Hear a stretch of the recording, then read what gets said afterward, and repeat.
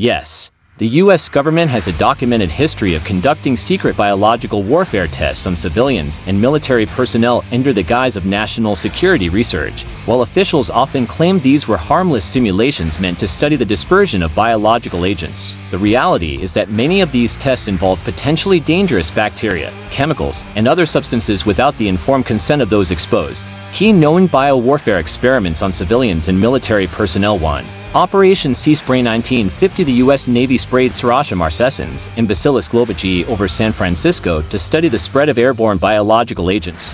Following the experiment, there was a sudden increase in Serratia infections, including a fatal case of pneumonia. Officials dismissed concerns, claiming the bacteria were harmless, but later studies linked Serratia to urinary tract infections, respiratory issues, and even meningitis in hospital patients. 2.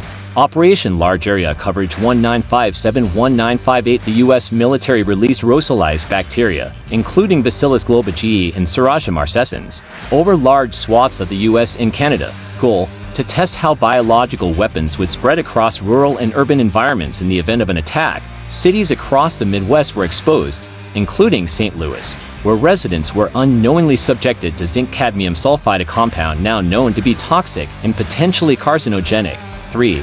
Operation Shed. 1962-1973, conducted under Project 112, the Navy secretly exposed thousands of U.S. sailors to biological and chemical agents in open-sea tests. Some of the substances tested included VX nerve gas, sarin, and biological simulants. Veterans later reported severe neurological disorders, respiratory problems, and cancer, but struggled to get recognition from the government. Were these just harmless simulations? The military initially claimed that these bacteria and chemicals were non-harmful, but evidence suggests otherwise.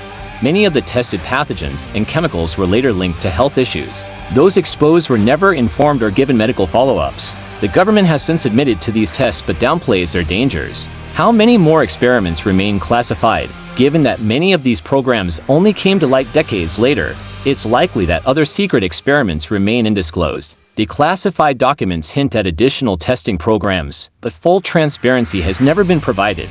What do you think? Was this reckless human experimentation, or justified in the name of national security?